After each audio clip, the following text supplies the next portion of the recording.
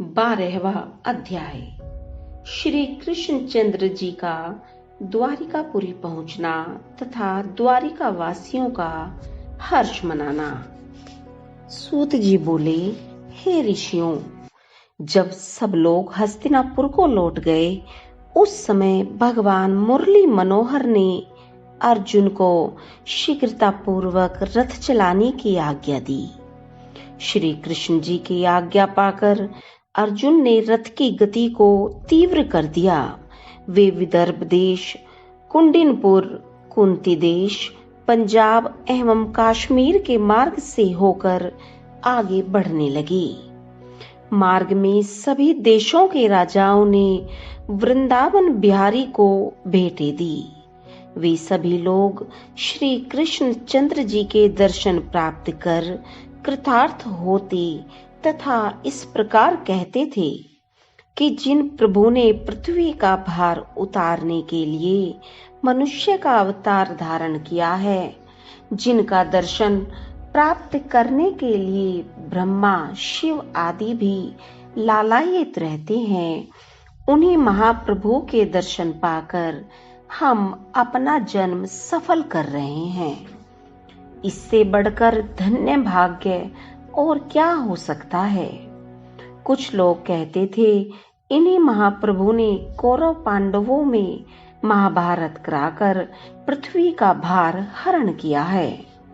उन यदुवंशियों के धन्य भाग्य हैं जो इन्हें अपना संबंधी समझकर दिन रात इनकी सेवा में संलग्न रहते हैं। इसी प्रकार सब छोटे बड़े व्यक्ति श्री कृष्ण चंद्र का यश वर्णन करते थे। तीसरे दिन द्वारिकापुरी के निकट पहुंचकर जब भगवान श्री कृष्ण जी ने अपना पंचजन्य शंख बजाया, उस समय समस्त द्वारिकावासी उनका आगमन जानकर अत्यंत आनंदित हो उठे। श्री कृष्ण जी हस्तिनापुर जाने से पूर्व अपने पुत्र सांब तथा पौत्र अनिरुद्ध को द्वारिकापुरी की रक्षा करने के निमित्त छोड़ गए थे। वे दोनों शंख ध्वनि सुनते ही अपनी सेना यदुवंशियों, ब्राह्मणों तथा ऋषि मुनियों को साथ लेकर गाते बजाते मंगलाचार करते हुए श्री जगन्नाथ जी को लेने के लिए आगे चल दिए। उन्होंने संपूर्ण नगर में ढिंडोरा पिटवा दिया कि श्री द्वारिकाधीश महाप्रभु द्वारिका में पधार रहे हैं। अतः सब लोग अपने मार्ग, घर तथा दरवाजों पर मंगलाचार करें। इस आज्ञा को सुनते ही द्वारिका वासियों ने नगर भर में चंदन आदि की सुगंध छिड़कवा दी तथा द्वार द्वार पर कलश एवं बंधनवार सुशोभित होने लगे।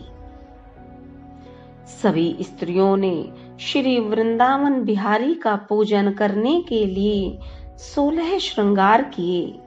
आरती ले लेकर अपने अपने घर के दरवाजे पर खड़ी हो गई। अनेक स्त्रियां उन बांके बिहारी की मधुर छवि को देखने के लिए खिड़की तथा अटारियों पर जा बैठी।